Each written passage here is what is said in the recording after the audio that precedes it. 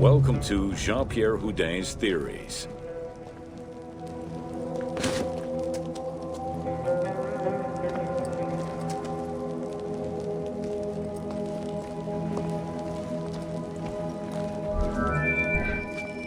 The team wanted to provide players with a sense of exploration and discovery, particularly within the Great Pyramid. As such, a decision was made that the internal design of the monument in the game would reflect Jean-Pierre Houdin's theories. While the antechambers of the king's tomb have yet to be discovered, Houdin posits that this is merely due to a unique design, placing the pharaoh's tomb at the center of the pyramid. The entire tour you are about to take was designed along Houdin's hypotheses.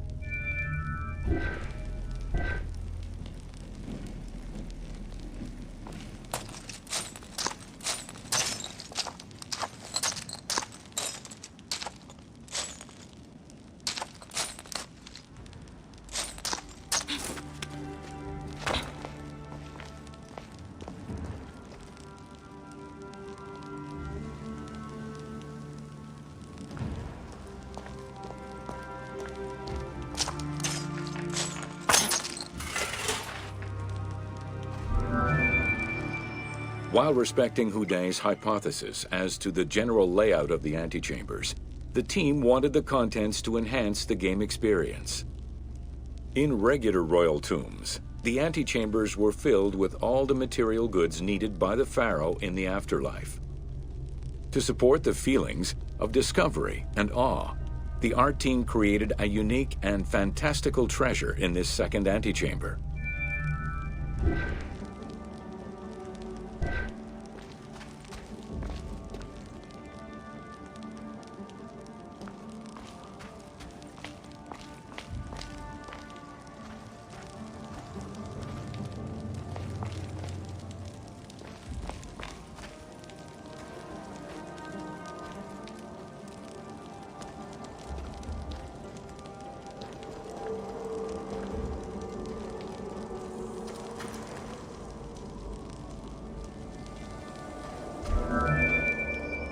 Houdin theorized that the ascending corridor and the Great Gallery were used by the workers to haul hoist the heavy beams above the king's chamber. He called it the service circuit. The corridor you are in now was created by the team following Houdin's theory and is referred to as the noble circuit.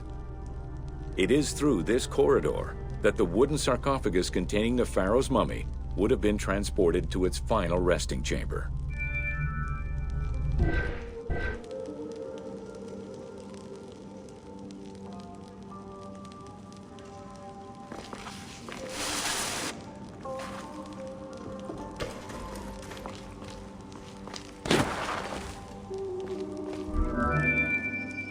With this structure in mind, one can easily assume that the pyramid's entrance would have been connected to the two antechambers. Modern research has revealed that a cavity might be located behind the north face chevrons of the pyramid. As such, the team chose to create this area for the player to explore. Here is where Houdin believes that the priests and nobles would have exited the pyramid after the burial ceremony.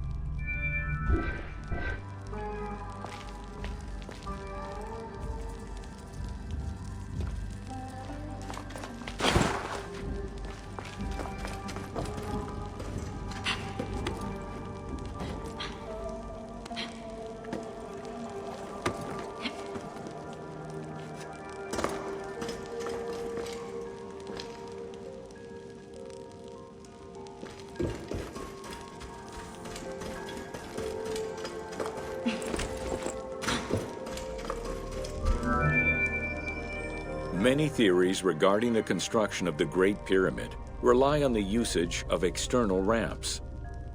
However, Houdin believes an external ramp would have been too steep for the upper portion of the pyramid.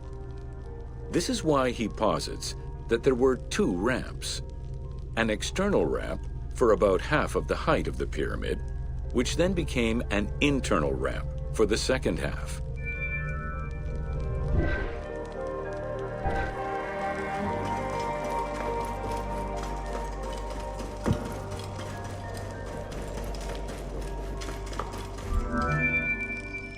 Houdin's theory states that this internal ramp followed the sides of the pyramid in an ascending spiral pattern. A notch discovered in the edge of the Great Pyramid, known as Bob's Room, seems to support this theory. Located at the corners of each edge of the pyramid, these large rooms would have allowed workers to turn the stone by 90 degrees, allowing them to continue the ascent. The team chose to create rooms such as this one, bringing Houdin's hypothesis to life.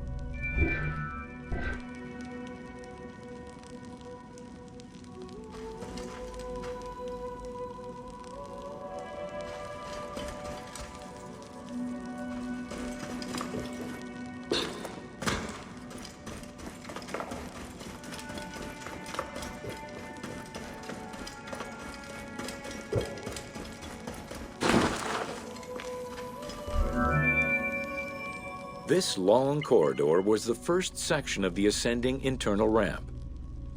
Through it, the blocks used to build the Great Pyramid would have been carefully moved upward and then turned at each edge of the pyramid in order to continue their ascent.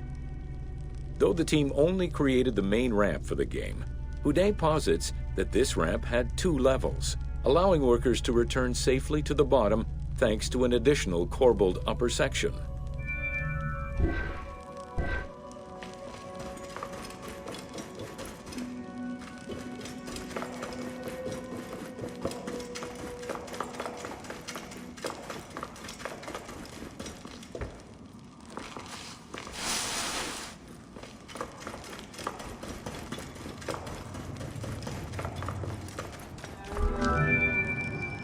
According to Houdin, the start of the inner ramp was located at the base of the southeastern face of the pyramid.